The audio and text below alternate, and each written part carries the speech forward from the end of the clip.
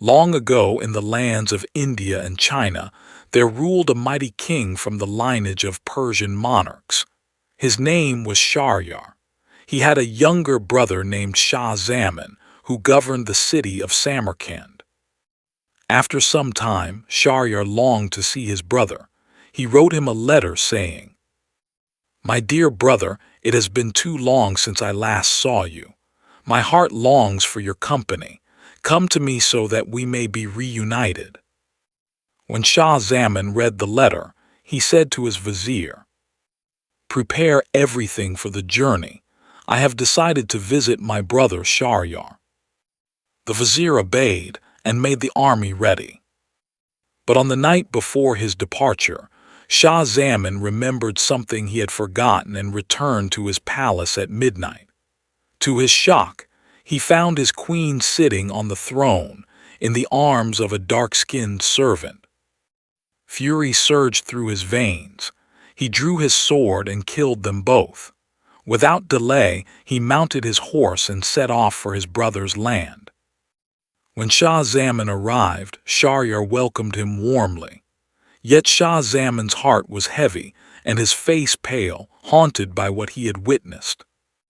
Shahryar asked again and again, "Brother, what has happened to you? Why do you look so sorrowful?" But Shah Zaman remained silent. One day, while Shahryar went hunting, Shah Zaman stayed behind in the palace. From the window, he gazed into the royal garden. There, to his disbelief, he saw Shahryar's queen, surrounded by her maidservants and slaves. Among them was a dark-skinned man, whom the queen embraced with passion. Shah Zaman sighed deeply and said, "Alas, I thought my misfortune was great, but my brother's is even greater. Truly, no woman in this world is faithful." From that moment, his sorrow lifted. When Shahryar returned and saw his brother cheerful again, he was puzzled. "Tell me, what secret has brought back your joy?" Shah Zaman revealed the truth, first about his own wife's betrayal, and then about the queen's unfaithfulness. Shahryar, burning with anger, decided to see for himself. That night he kept watch, and with his own eyes witnessed the treachery. Enraged, he ordered his queen and her companions to be executed. From that day on, Shahryar lost all trust in women. He swore an oath. "Every night I will take a young woman as my bride, and every morning I will have her executed. This way, no woman will ever have the chance to betray me." And so it began. Each night the vizier brought a maiden to the king, and each morning the girl was put to death. The city was thrown into terror. Soon, homes were emptied of daughters. The vizier had a daughter named Scheherazade. She was wise, well-read, and full of knowledge of stories and histories.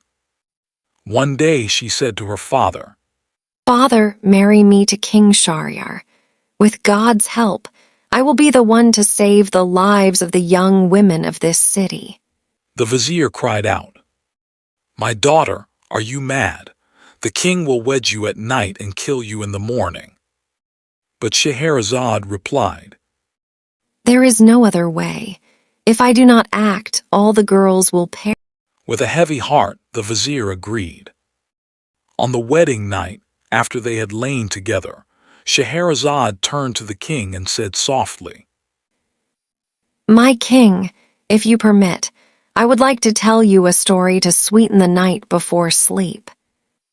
Shahryar, curious, said, "Tell it." "O great king, I have heard of a wealthy merchant who once lived in this world." And with these words, she began the tale of the merchant and the demon. "O fortunate king, I have heard of a wealthy merchant who once had great riches. One day he mounted his horse and rode from town to trade and make his fortune. When he was halfway along the road, the heat overwhelmed him. He sat down under a tree to rest. He spread his cloth and ate. When he was full, he took a date, ate it, and tossed the pit away.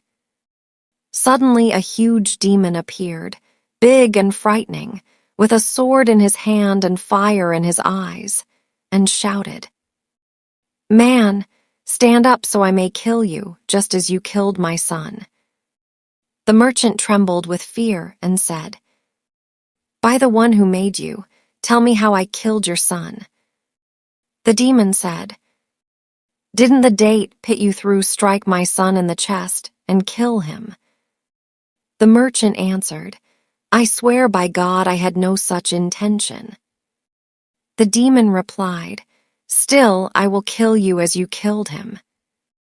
The merchant began to weep and begged, "O demon, give me some time to return home, make my will, and hand over my affairs. Then I will come back and you may kill me. I am a man of my word and will not break my promise." The demon agreed and said, "Swear that you will return at the appointed time." The merchant swore, and the demon left him. The merchant went home, wrote his will, and entrusted his wealth to his children. He said goodbye, and when the appointed time came, he prepared himself. He went back to the same tree, sat down, and waited with his eyes fixed for the demon. At that moment, an old man was passing by with a deer beside him. When he reached the merchant, he greeted him and asked, "Man, why are you sitting here in this heat?" The merchant told his story. The old man was astonished and sat down right there.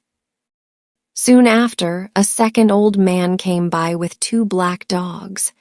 When he heard what had happened, he said, "I will also sit and see what transpires."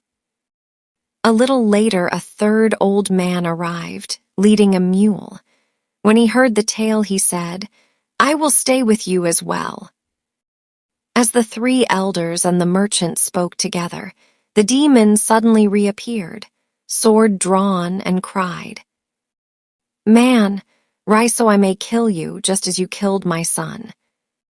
Then the first old man stepped forward and said, "O demon, I have a strange tale about this deer you see with me. If I tell it and amaze you, will you give up 1/3 of this merchant's blood?" The demon replied, "If your tale is truly astonishing, I will grant it." The old man said, "Then listen." Scheherazade stopped the story there. She turned to Shahryar and said, "O fortunate king, this tale is very strange, but the story of the old man and the deer is even more so. If I live, I will tell it tomorrow night." Shahryar, now very curious, thought to himself, "By God, I will not kill her so I can hear what happened to the old man and the deer." So that night he spared Scheherazade. One story saved her life tonight. But what if tomorrow's tale demands more than words? The legend of Scheherazade has just begun. This is Tima Tale. Stay tuned and subscribe for more tailies.